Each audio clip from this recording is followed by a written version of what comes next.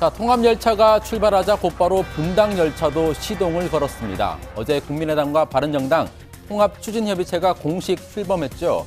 그랬더니 국민의당 통합 반대파는 곧바로 신당 카드로 맞불을 놨습니다. 합당을 저지하고 통합을 저지하는 것만으로는 제어하는 한계가 있다고 생각합니다. 그런 점에서 우리가 배수진으로 개혁신당 창당 문제를 검토하겠다.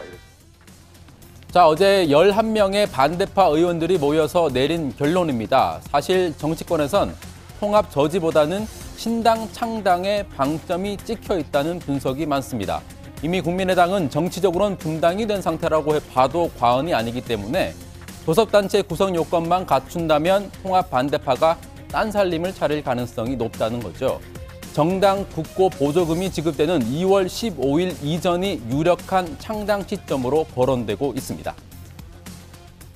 우리는 통합을 저지해 1차 목표를 두고 만약 그래도 추진한다고 하면은 확실하게 갈라서야죠.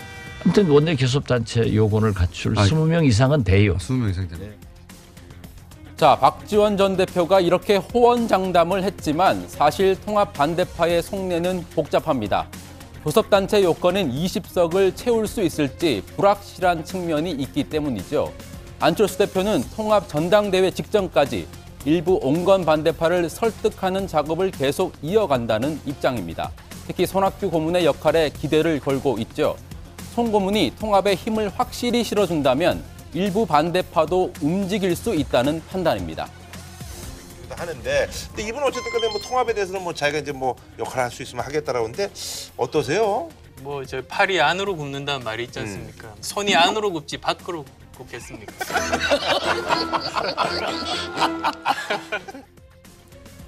하지만 안철수 대표는 당 내부 문제뿐만이 아니라 외부에도 풀어야 할 난제가 많습니다. 우선 대통령 특별사면으로 해성같이 돌아온 이분이 자신의 지역구였던 서울 노원병에 출마할 가능성이 있습니다.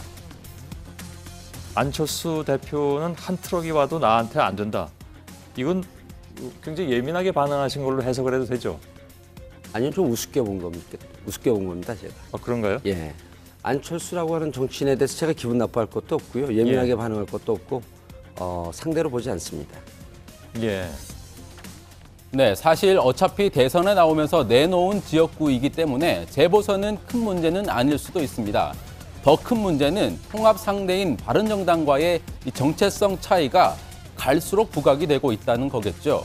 오늘 양당이 강령 통합 문제를 놓고 토론회를 열었는데 대북관, 안보관에서 확연한 차이가 드러났습니다. 바른정당에선 햇볕 정책 등 대북 정책에 대한 개념을 신당 강령에 굳이 적시할 필요가 있는지 우선 검토해야 한다는 주장이 나왔는데 국민의당에선 햇볕 정책을 건드리면 수도권도 전멸한다. 정강 정책에서 이게 빠지게 되면 상당한 어려움이 있다며 정반대의 주장을 펼쳤습니다. 양당 대표도 대북관에선 온도 차이가 뚜렷합니다.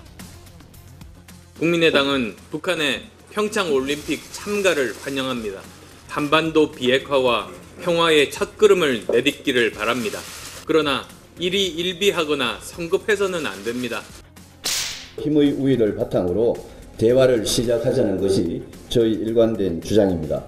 그러나 문재인 정부는 이 방향으로 나아가지 않고 과거의 김대중 노무현 정권의 위험한 대북 정책, 외교 안보 정책보다 훨씬 더 위험한 길을 가고 있기 때문에 사실 두 사람의 대북관 차이는 어제 오늘 일이 아니죠. 이미 지난 대선에서도 여러 번 충돌했던 사안입니다. 몇 년 전부터 계속 김대중 정부의 햇볕 정책을 계승하겠다 이렇게 발언을 쭉 해오시다가 모든 정책은 공과 과가 있습니다. 박지원 대표가 이렇게 이야기했습니다. 안철수 후보가 대통령이 되면 나는 초대 평양 대사가 될 거다. 그만 좀 괴롭히십시오. 유 후보님 실망입니다.